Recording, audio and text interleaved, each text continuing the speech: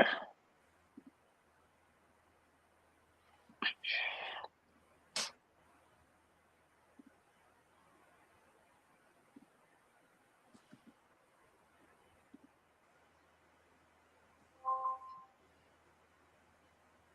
There we go. Okay. Looks like we are good to go. We are live. We are live. So Uncle Ma, I bet. Uncle Ma, I bet. Give it just a moment before we get started. Let some folks come in. All right. Please forgive me. I'm kind of under the weather, Himnetta, but we're going to make it through this. We sure are.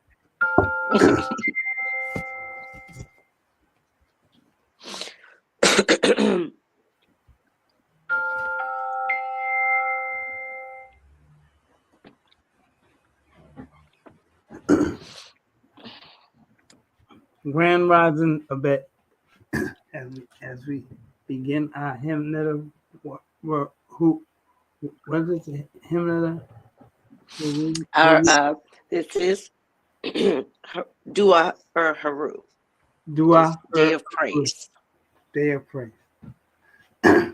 As we begin our opening of the way, our ritual brought to us by our chief elder, Baba Haru himself.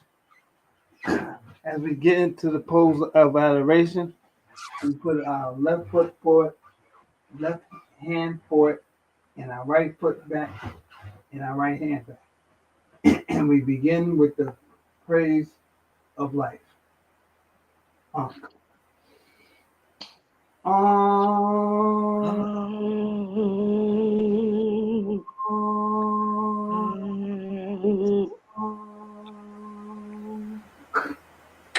Netrak in Bahat, Nuke in Bahat, Netrak happy, Nuke happy, 2 hours winter. Turn to your right. Netrak circuit, Nuke circuit, Netrak Kepsanu, Nuke Kepsanu, 2 hours winter. Turn to your right. Netrak Ust. Nuke us. Netrak Amset. Nuke Amset. 2 hours winter. Turn to your right. Netrak neat. Nuke neat. Netrak Duamutef. Nuke Duamutef. 2 hours winter. Turn to your right. Netrak Newt. Nuke. Netrak Geb. Nuke Geb. 2 hours winter. Netrak shoe.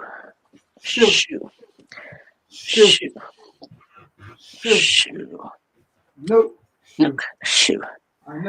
Netrak Tefnu. Tefnu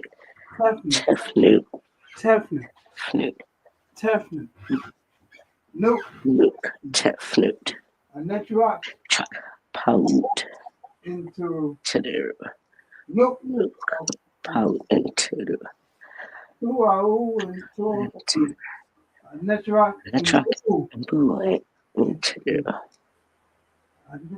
Nuke and Boo.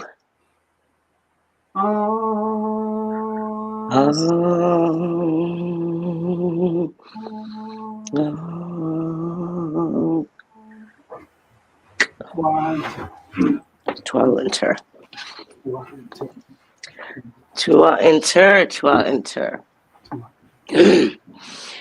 All right, before we get into the day's business, let's go ahead and give out our flowers, of course, and then we will set the feather.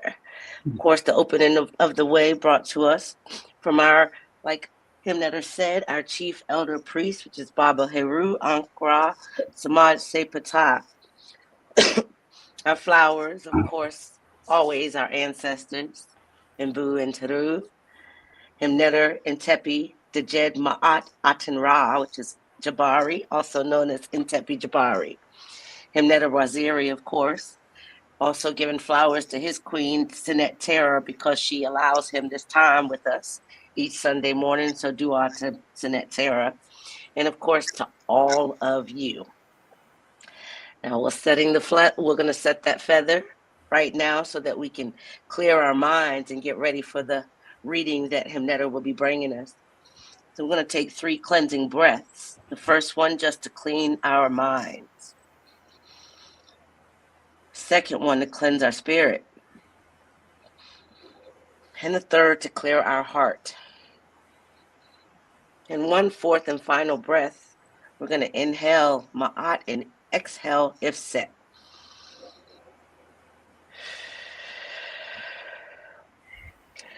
We awake to live in Ma'at. I align my thoughts, words, and actions with Ma'at. May everything we do be in a Ma'atical way. With that being said, Himnetta Waziri, the floor is yours for the reading of today. So I come from the book of Spirituality Before Religion, page number 7. All right, one moment. Let me see if I can go ahead and share it again as usual. See if I can get that back up. All right, are you able to see it? No, not I don't see it yet. Okay, here we go.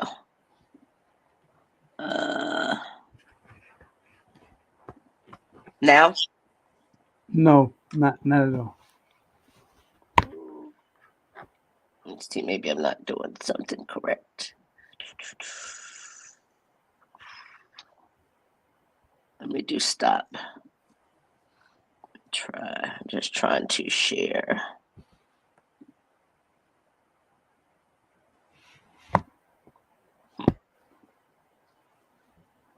It's okay. You can go ahead and read. I thought that I was able to get it up last time, but oh, wait a minute. There we go. All right. Now? No, You still can't see it? no.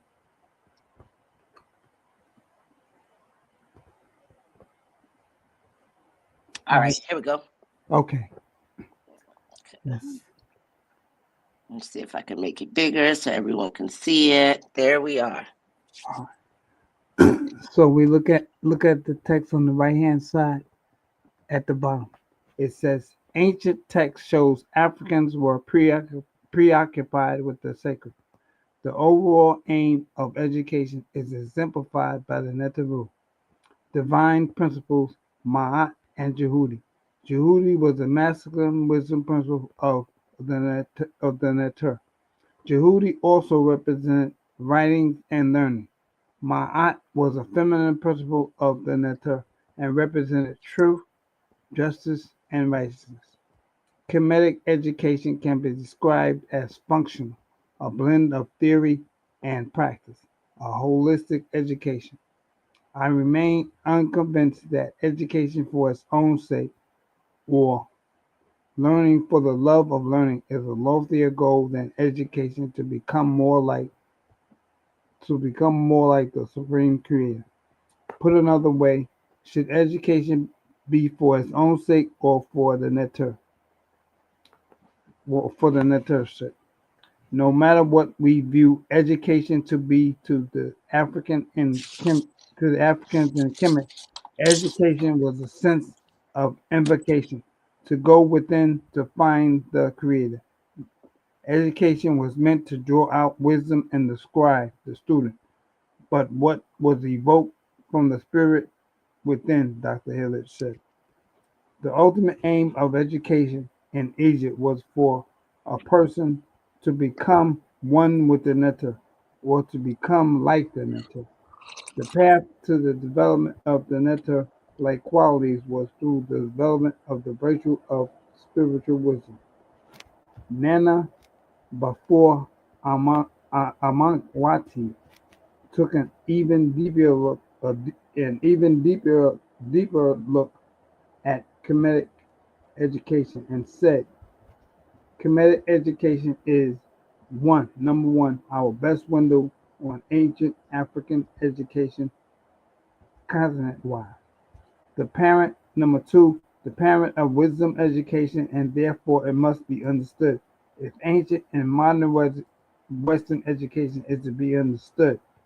Number three, a system that can, and in my opinion, should provide guidance for the organization of the education of our people today. Nana before described how the curriculum in Kemet was developed in the areas of specific learning. He said the difficulty was called her seta, or teachers of the mystery, and was divided into departments. The first department being the mystery of teachers of heaven, astronomy and astrology, mystery of teachers of all lands, geography and engineering, the mystery of teachers of the depths, oceanography and geology, mystery of teachers of the secret word, philosophy and theology. Number five, the mystery of Pharaoh and mystery teachers who examine words, law, and communication. These are 10 virtues in Kemetic philosophy. Dr. Hill lists these 10 virtues: control of thought, control of action, devotion of purpose, faith in the master teacher's ability to reach the truth, faith in one's ability to recognize the truth, and faith in ourselves to wield the power of truth. Freedom from resentment under persecution, freedom from resentment under being wrong, ability to distinguish right from wrong, and ability to distinguish the real from the unreal.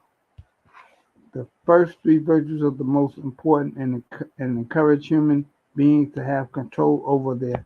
Number one is thoughts, number two being speech, and number three being their deeds. All three of these virtues represents the words and varying manifestation. Thoughts are silent words. Speech expresses verbal words, and deeds demonstrate actions, words.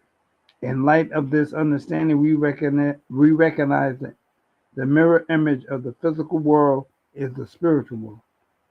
You cannot have an image in the mirror if you do not have an image to be reflected. Therefore, spirituality is the thought of the Creator within us. Religion is the word of the Creator within us. And ritual is the deed of the Creator within us. Spirituality existed before religions, and religions created rituals. And I yield. Ashe.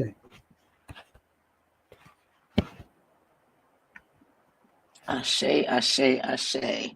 Uh, I'm trying to get our view back to normal because playing around with. Oh, okay, I see what I did.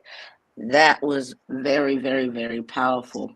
What are your thoughts on that before we go in? Let's go ahead and decipher some of that. Let me see if I can put those 10 virtues back up on the screen. That was something critical. As you guys know, I'm still playing around with this.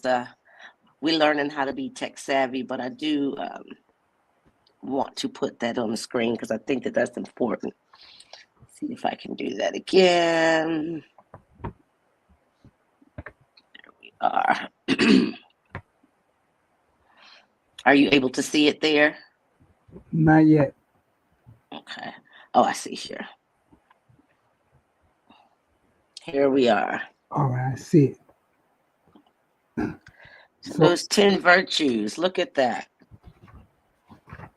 so one of the things of the 10 virtues, he lists that the three virtues being thoughts, speech, and text, and deeds. And key thing is the fact that all three of these virtues represents words and varying manifestation. Right? Thoughts are silent words. Speech express verbal words, and deeds demonstrate action words. In light of this understanding, we recognize the mirror image of the physical world is the spiritual world. You cannot have an image in the mirror if you do not have an image to be reflected. Therefore, spirituality is the thought of the Creator within us. Religion is the word of the Creator within us, and ritual is the deed of the Creator within us. Spirituality existed before religion, and religions created rituals. So, if we look back and understand the, the purpose and the virtues of the fact that thoughts, speech, and deeds, and how they all go together, it's important to understand and understand the human control of these that we have, and the fact that if we go back and the fact that we look at education, he said that he remained unconvinced that education is for its own sake, or learning for the love of learning. If the loftier goal, then education has become more like the supreme creator. Put another way, should education be its own sake or for the netter sake? Hmm. You know, I'm sitting here just thinking about it. Like you said, physical and spiritual, the duality. And we all know that words have power. They're seeds. Thoughts are seeds that become words. And those words become action. And as we apply this to education, especially as we're talking in the Western world, what seeds are being planted as far as education goes? You know what I mean? Um, it's we got to be very cautious of what we are. As you can see, look at us of versatile age. We're all adults. Most of us are adults here, different age groups, but we're now uprooting certain seeds that were planted because we now know they were unhealthy. They were not beneficial to us. A lot of the seeds that were planted in the beginning of our education, as it applied to our spirituality and our education, as far as these 10 virtues go. And what we instill, what seeds we plant in our children now are critical because those thoughts, what we encourage them to think becomes their words and then it becomes their actions. The three key things here: thought, speech, and actions. Words have power, thoughts are the seeds of those words. So we have to be cautious and make sure that we are planting not just for the children, but even in ourselves as we uproot those seeds. I won't even necessarily say rotten seeds because they were seeds of necessity. That's what brought us here, to be able to uproot and to plant new thoughts so that we can have better speech and better actions that are aligned with the Netaru and the things that are divine. We are, instead of separating the spiritual world and the physical world, we are becoming one with it. So that's, I think, of critical importance, especially as it applies to the children today. Um, what are your thoughts on that? Because thinking about what we see now, we see a lot of mass. I guess we have to be careful what we say, but a lot of mass destruction, schools, and we saw. I think the other day we saw that Catholic church, that there were many people who lost their lives. You know, and this isn't. We're not boiling this down to just our way of spiritual practice and our spiritual essence, but as a whole, overall whole. Think about the thoughts that were those seeds that became words, then became actions. For folks who get it in themselves to go and take a bunch of lives, to go to a college or an elementary school, such as Sandy Hook, all the different things. I'm not just talking about in the schools. It's happened in so many forms of fashion where people would lose their lives all because of those seeds that became words into actions. So it starts at a very young age, where those seeds that we're planting, where the mind is developing in the younger generation, the youth, this is where it's critical.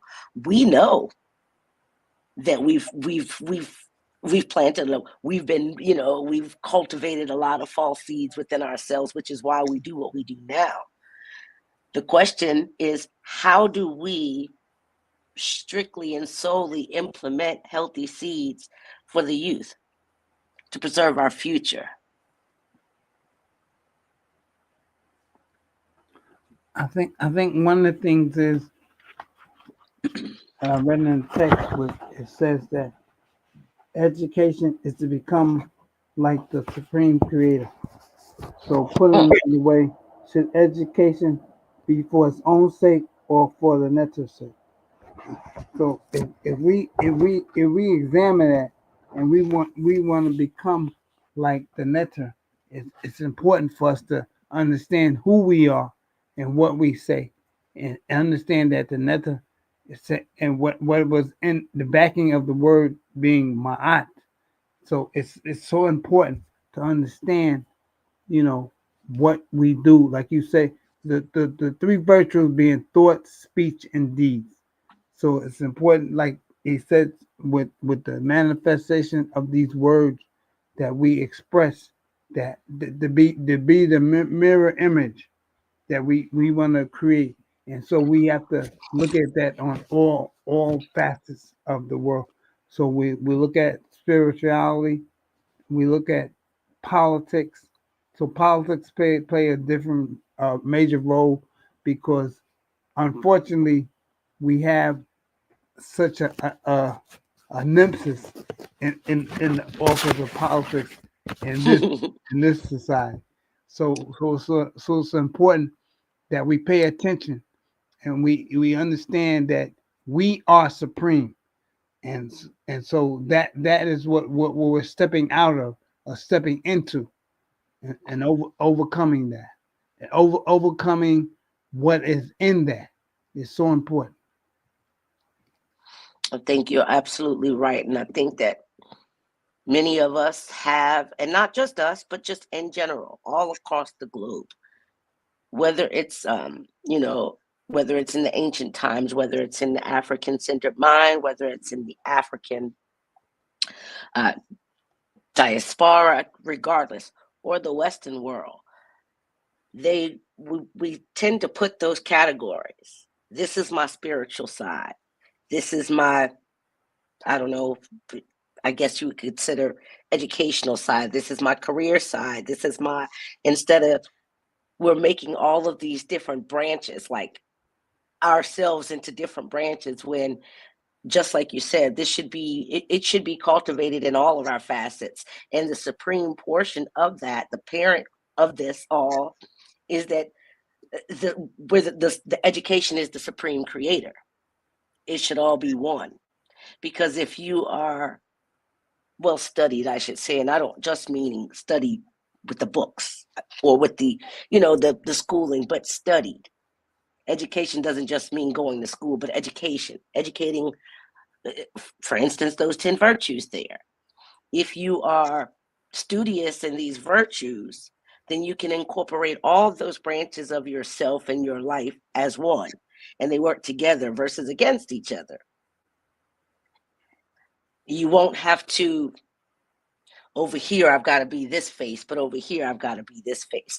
If our spirituality governs the education of us, and that's the supreme creator, we should be able to allow that to spearhead each of our directions, or each of our branches, I should say, where we're not so divided within in all these different areas. When it comes to politics, if we're in the mindset of those virtues, and we're spiritually grounded, you could be in politics in a methodical way.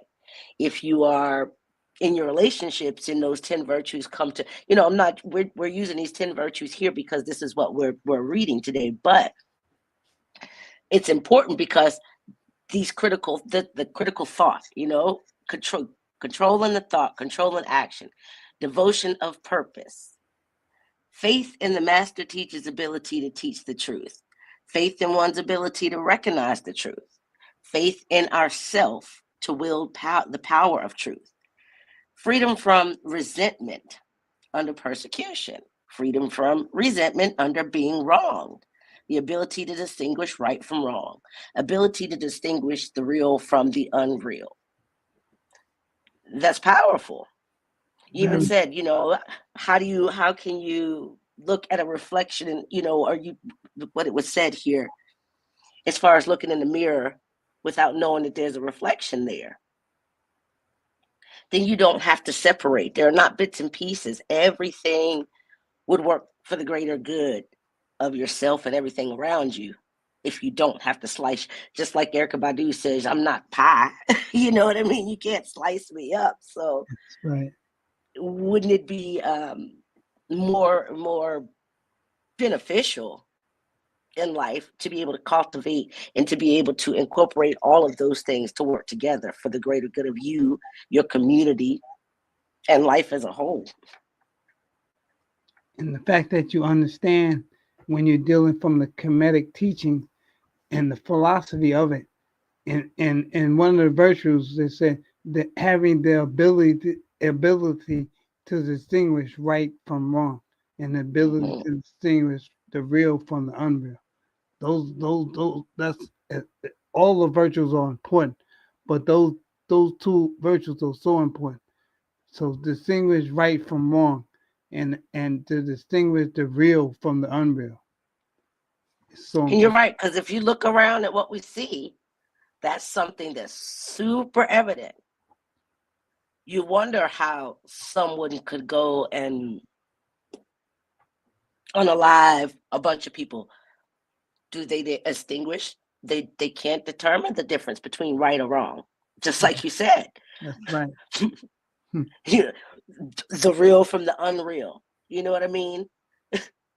Mm-hmm. And then not being able to determine right from wrong, or the real or the real from the unreal, there would be no reason for you to consciously connect to that if you don't have that distinct determination.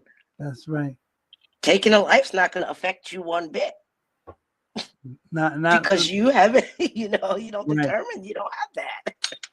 because unable to understand when you go out in this world and look at movies, and then be unable to determine the real and the unreal. It's so important. Hmm. You don't value what's around you, so of course you don't value your own life, so to speak. You know what I mean? Yes, You're you you're do. you constantly living in a, I don't know, a cartoon, or you know what I mean, whatever the fantasy thought process is, because there's nothing attached to it, That's no true. feeling attached to it, no heart attached to it.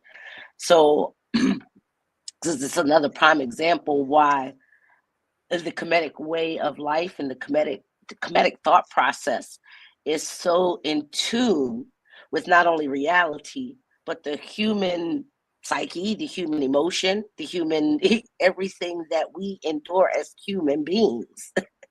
you know why do you feel sad when we lose a loved one? No matter if it's tragic, no matter if it's natural, why do we feel sad?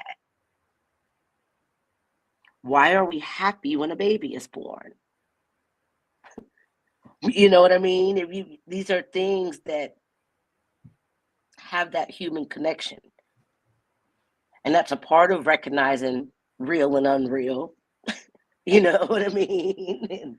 And those types of things. So I think that is extremely, extremely critical, um, when we are delving into, as Kemetic practitioners, not just, you know, being able to recite, but being able to actually feel what we're saying, what we're doing for ourselves, not just reciting and being, studied, very well studied in the text and things like that, but feeling that connection. Do you have right thought, right speech, right actions? you know. So I think this, of course, as always, you always bring something wonderful to the table. But it's funny because every week and we'll talk about that a little bit later. But you brought this here, and you were talking the 10 virtues of the Kemetic philosophy, and I had said, the balancing of the scales concept this week is going to be order. Well, looky here. How does it, you know what I mean? How does it? So I just think that it always divinely lines up with what you're talking about and what we're dealing with here. So much. It's so much. And for us to stay grounded in the world that sometimes majority of the world doesn't see it, doesn't feel it. And it's so much we want people to see what we see. Because we think it's like, how can you not see these things? How can you not see? But that's just asking another person to see with your eyes. So all we can do is keep our thoughts, our speech, and our deeds to the best of our ability, align with Ma'at, align with what's righteous. Um, and these virtues are key. I'm sure there's plenty of others we could add on, but to be real with ourselves and the people around us, to always have the right intentions. And if you can't think nothing good, close your mind for a while. Don't say anything. But we were taught when we were kids, if you don't have anything nice to say, don't say anything at all. Well, that's true. Because should you say that thing that you're thinking, what seed are you planting? That thought in somebody else's mind that you may be saying this thing, you know?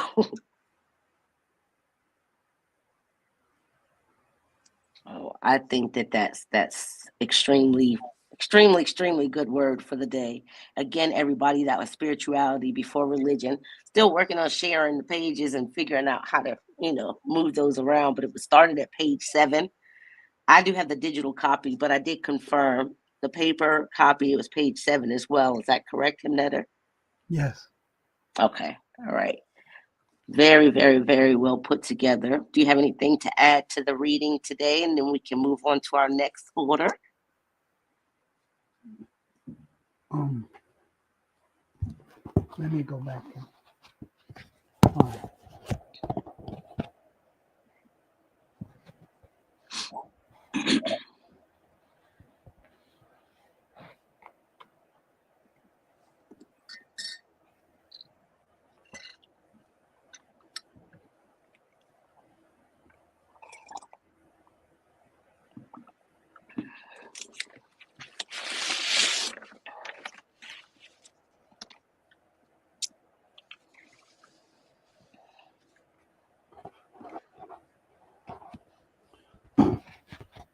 I think I have read something said that it's so important that we understand that the difference of between we need to concentrate more on the sacred. Our people concentrated more on the sacred versus spirituality. So it's important to understand who you are and what you are.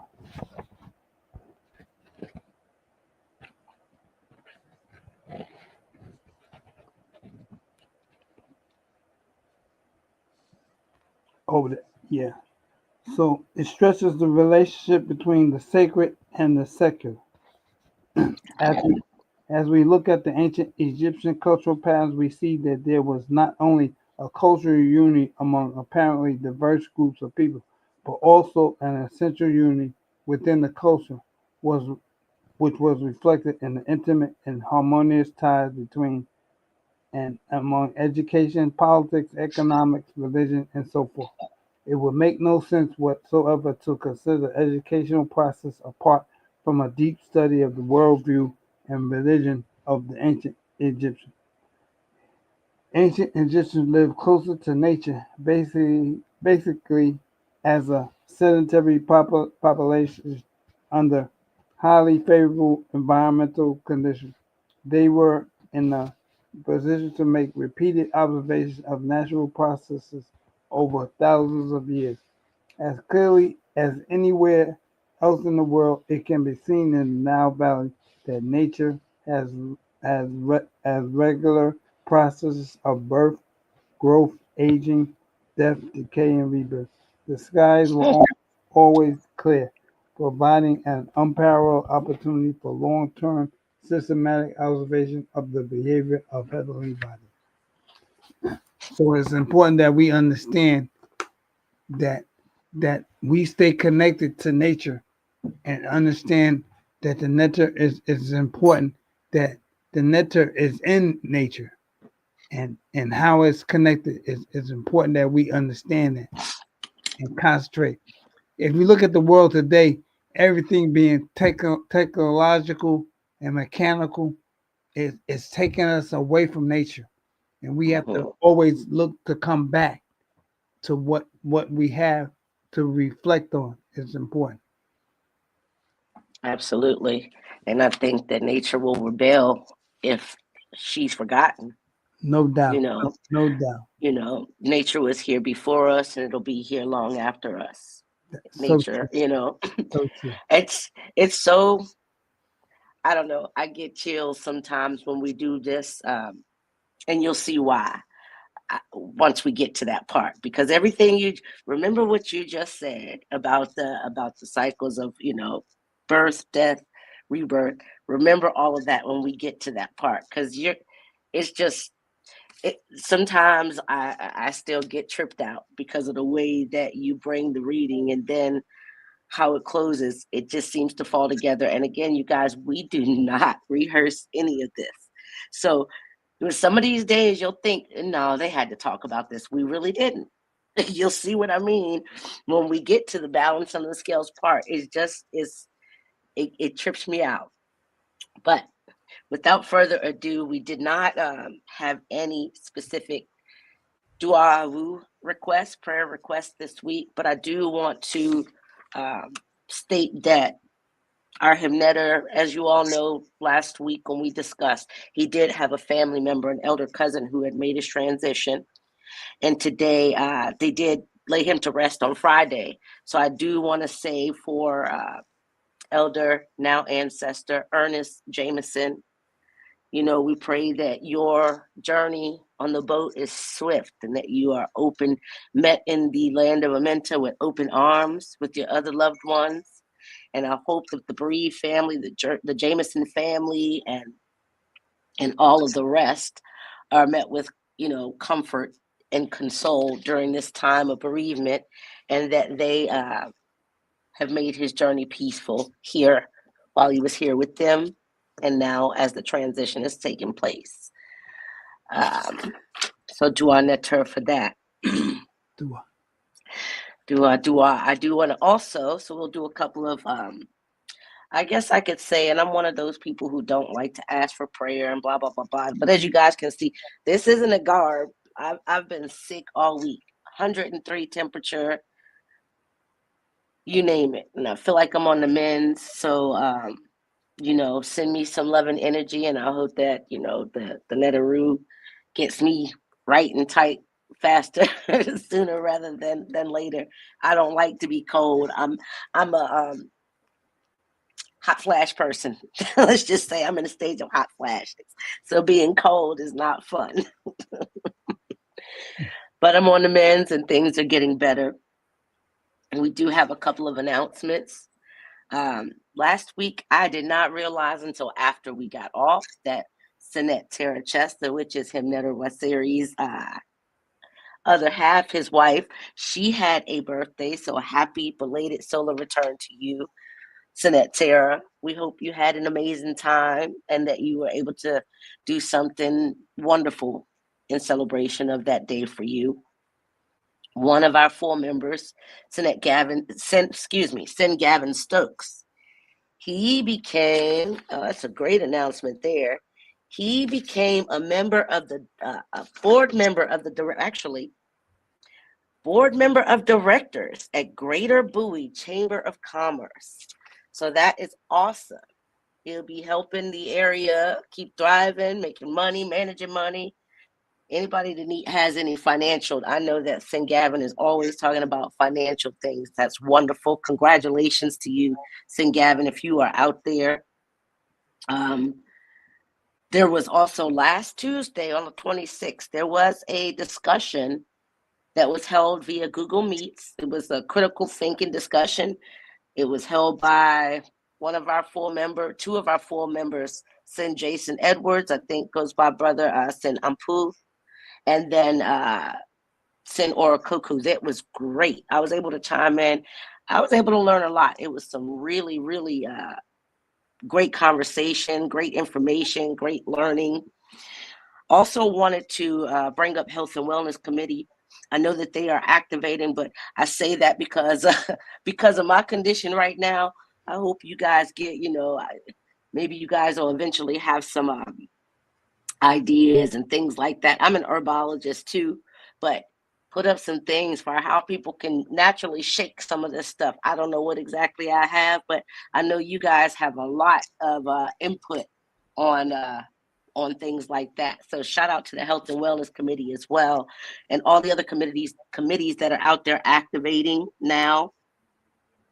As it stands, we are still supposed to have our monthly meeting tomorrow at 6 p.m. I have not heard otherwise, but I know that it is a holiday tomorrow, and many people are off. So I'm not sure if that's going to change. If it will, I'm sure you guys can look in the private group to see if that has changed. But as of now, as it stands, it's still listed to be on the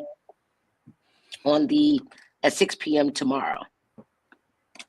Let's see if there's anything else there. I believe that's it for the announcements. And now the fun part, the weighing of the scales, because I've been excited about this as Hemnetter has been talking today, since it just seemed to, it's weird that it seemed to line up that way. So I'm going to grab my scale as usual. And of course, I have my scale. One side has my little heart jewel thingy, and one side has the feather. And this week's principal focus would be order. So if you close your eyes and gently lay Ma'at's feather on your heart. Order consists of maintaining commitment to daily structure, rituals, work, family, sacred times, personal time. Keep order in your physical places, because clutter on the outside reflects clutter on the inside. Give homage to the cycle of life: birth, growth, death, rebirth. And I sat here and I thought about where have I felt that there was disorder in my life this week. And again, it's not something that we all need to say this is where I felt disorder or any of that. But as I started to get sick this week, I was wondering where were things out of order that may have caused this? What could I have done? What would my aunt have had me do in a different way to keep things in order to maybe have prevented this? And I reflect, and I don't really do a lot of unhealthy things. And it came to me, says, you're claiming to give order, but you don't even get out of the house anymore. You stay in the house now. You work from home. You do your shrine business from home. You do everything from home. You need to get out. So now your immune system is going to be lower now, so that you will get out. Before, I used to be amongst all kinds of people. I never got sick. I went to New York for one of our gatherings, came back, everybody had COVID. I've had COVID once in 5 years since COVID's come out. Everybody around me has had it multiple times. I haven't even had so much as the flu. So I found that I needed to get out more, and I haven't been doing that. So I could tell where I was not giving any homage to nature like I should have, just like we just talked about with nature. So I Saruj Ma'at with that.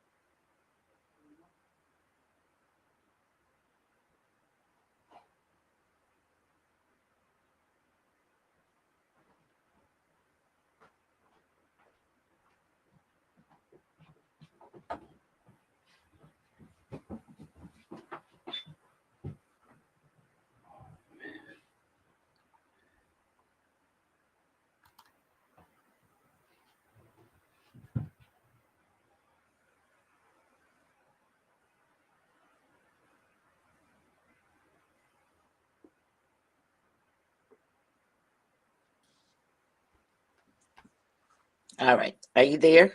Yeah, I'm here. All right.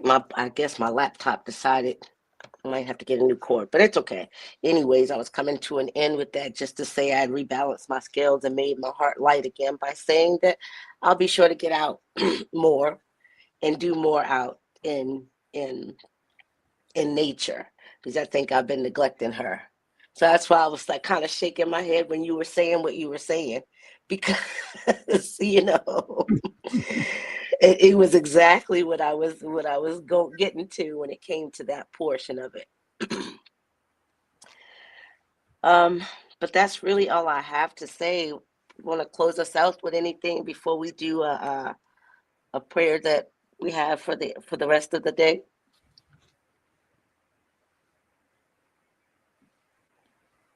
Remember, as you open up, what you said to stay balanced.